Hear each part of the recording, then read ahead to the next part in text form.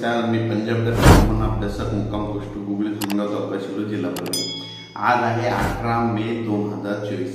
आजपासून तर परत शेतकऱ्यासाठी अंदाज देणार मी, कारण की मला आपण 18 तारखेपर्यंत अंदाज सांगितलं होतं की राज्यामध्ये भाग बदलत खूप ठिकाणी वादळी वाऱ्याचा पाऊस पडणार, काही काही शेतामध्ये पाणी साचणार, वड्या नाल्याला पाणी येणार, तर तशी परिस्थिती झाली। पण आता यानंतर आता शेतकऱ्याचा आता नेमका भुईमुग काढण्यात चालू आहे, तर मग शेतकऱ्यासाठी खास करून हे अंदाज देत आहे। आता शेतकऱ्याला सांगू इच्छितो, आज आहे 18 मे 2024। तर आजपासून शेतकऱ्याला सांगतो 18, 19, 20, 21 दरम्यान फक्त 18, 19, 20 ते 24 दरम्यान फक्त पश्चिम महाराष्ट्र व कोकणपट्टी भागाकडे तुरळक ठिकाणी पाऊस पडणार आहे। म्हणजे तो पाऊस सातारा, सांगली, कोल्हापूर, पुणे तसेच नाशिक यापर्यंत पाऊस 24 तारखेपर्यंत विखुरलेल्या स्वरूपात पडणार आहे, म्हणून हा अंदाज लक्षात घ्यायचा। त्याच्यानंतर राज्यामध्ये 27 तारखेच्या नंतर पुन्हा एकदा वातावरण चेंज होणार आहे, म्हणून हे अंदाज लक्षात घ्यायचा। पण जे अवकाळी पावसाचं वातावरण होतं ते आता म्हणजे राज्यातलं सगळीकडलं आजपासून उद्यापासून थांबणार आहे। म्हणजे आज देखील बऱ्याच ठिकाणी थांबणार आहे, म्हणून हे अंदाज लक्षात घ्यायचा। म्हणजे आजपासून जे अवकाळीचं संकट होतं ते थांबलं, फक्त आता संकट राहणार फक्त सातारा, सांगली, पुणे या भागाकडेच म्हणजे ते पावसाचा अवकाळी पाऊस राहणार आहे, म्हणून कोकणपट्टीमध्ये राहणार, म्हणून हे अंदाज लक्षात घ्यायचा। तर शेतकऱ्यासाठी परत एक आनंदाची बातमी, आज आहे 18 मे आणि आता मान्सूनची आता म्हणजे चावल लागली।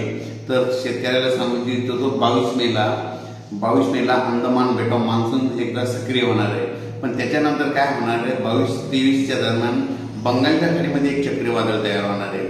बंगालच्या उपसागरामध्ये म्हणजे एक चक्रीवादळ तयार होईल आणि ते चक्रीवादळ कलकत्ता बांगलादेशकडे जाणार आहे, म्हणून हा अंदाज लक्षात घ्यायचा। ते आपल्या महाराष्ट्राकडे त्याचा काही फारसा प्रभाव पडणार नाही, बांगलादेशकडे जात असल्यामुळं 27-28 दरम्यान आपल्या महाराष्ट्रामध्ये तुरळक ठिकाणी पुन्हा पाऊस येऊ शकतो। म्हणजे 27 मे 28 मेच्या दरम्यान पाऊस शकतो, म्हणून ज्यांचा भुईमुग काढणं चालू आहे त्या शेतकऱ्यांना आपण आपला भुईमुग काढण्याची तयारी ठेवायची।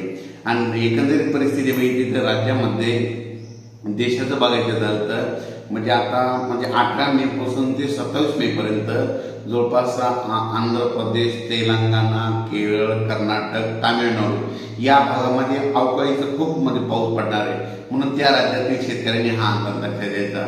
आणि त्याच्यानंतर महाराष्ट्रामध्ये म्हणजे आज 18 मे पासून जे अवकाळी सावट होतं आजपासून कमी झालेलं आहे, फक्त अवकाळी बरसणार आहे, फक्त कुठं बसणार आहे, सांगली जिल्ह्यामध्ये, कोकणपट्टीमध्ये, पश्चिम महाराष्ट्रामध्ये काही भागामध्ये त्या भागामध्ये राहणार आहे, म्हणून हा अंदाज लक्षात द्यायचा।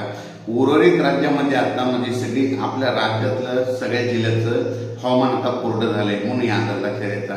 अचानक वातावरणात बदल झाला तर लगेच एक मेसेज दिला जात आहे। पण राज्यामध्ये फक्त सर्व शेतकऱ्याला सांगू इच्छितो, उद्यापासून म्हणजे 19 मे पासून उन्हाची तीव्रता वाढत जाणार आहे, गरमी वाढणार आहे, म्हणून हे अंदाज लक्षात घ्यायचा। अचानक वातावरणात बदल झाला तर परत एक मेसेज दिला जाईल। धन्यवाद।